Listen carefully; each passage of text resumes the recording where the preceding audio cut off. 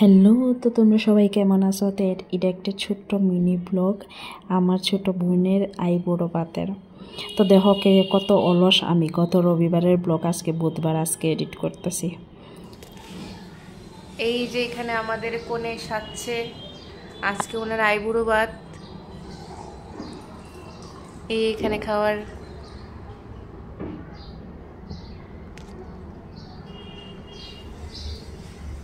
হ্যাঁ হ্যাঁ খুব সুন্দর লাগছে। ওখানে এসে বসে যাও।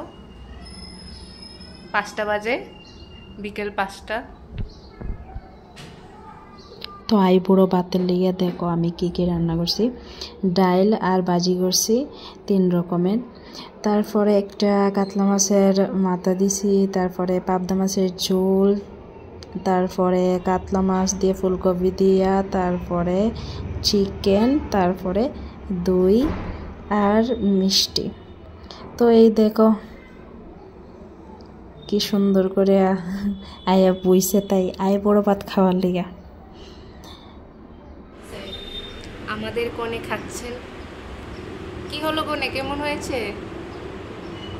মাছের মাথাটা কিন্তু তোমার খেতে হবে পুরো।